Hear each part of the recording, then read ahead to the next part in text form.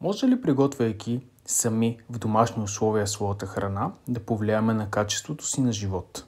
Това е въпрос, който може би някои хора си задават, но улесненията от модерния начин на живот, както и от различните влияния, които получаваме от медиите, от другите хора наоколо, често ни водят до това просто да си купуваме някакви неща и да ги консумираме. Но как може това да консумираме храна, която сме приготвили сами или отгледали сами или консервирали сами, да повлияе на нашето ментално здраве и генерално на качеството ни на живот? Нека да разгледаме така наречения биопсихосоциален модел,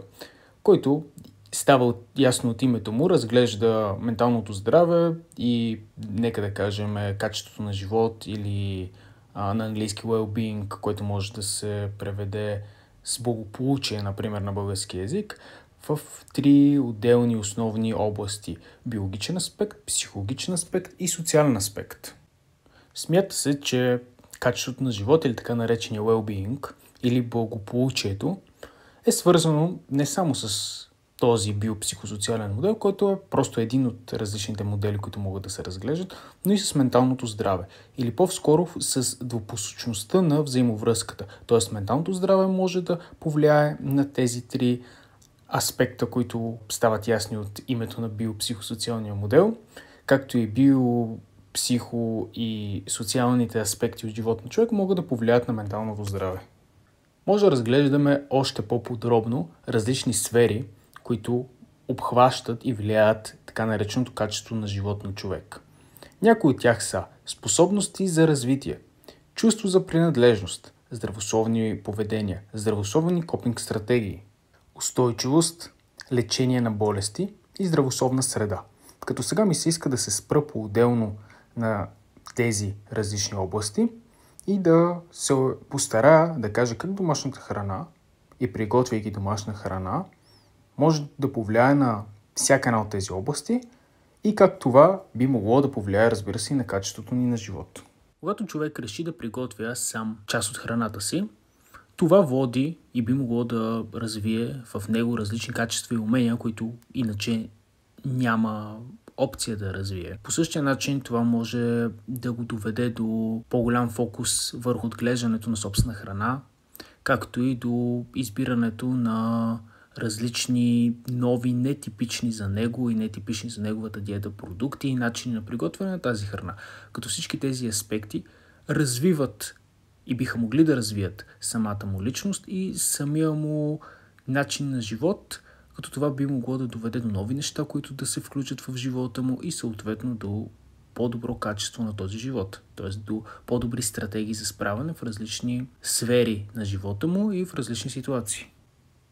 Приготвянето на домашна храна също може да се отрази на чувството за принадлежност. Когато хората приготвят заедно своята храна, съответно след това консумират заедно, участват активно в процеса или в различните стъпки от този процес, в зависимост какви аспекти на приготвянето на домашна храна са избрали да включат в живота си, те могат да създадат по-силно чувство за свързаност помежду си, като споделеното време заедно и споделените усилия в дадена посока биха могли да стимулират отделянето на невротрансмитери в мозъка, които биха могли да подсилят чувството за свързаност и по този начин хората да се чувстват по-близки един друг. Това да приготвяме сами храната си може да се отрази на хранителните навици, като това може да ни доведе до различни поведения, които да са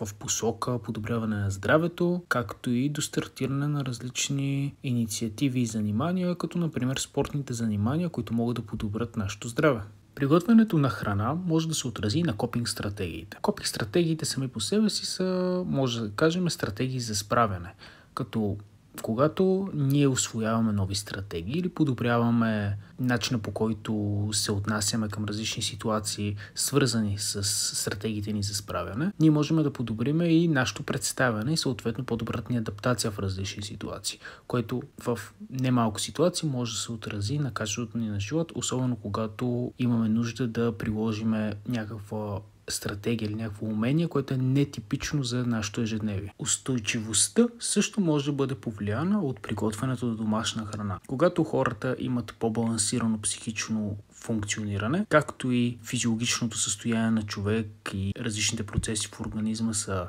подкрепени и се използват различни практики за превенция на здравето, самото функциониране на човек може да е по-устойчиво и следователно и качеството му на живот може да е по-високо. Дейности като готвенето, консервирането на храна и работата в градина биха могли да действат успокоително за психиката, като по този начин могат да повлияят на качеството на живот. Комуникирането с други хора в процеса на приготвянето на храна, както и взаимоотношенията с тях, биха могли да се отразят на нивата на кортизол, особено ако те са близки хора за нас. Подбирането на подходящите хранителни продукти, както и избягването на храни, които могат да имат негативно въздействие за конкретното състояние на човек, биха могли да повлияят добре на здравето му.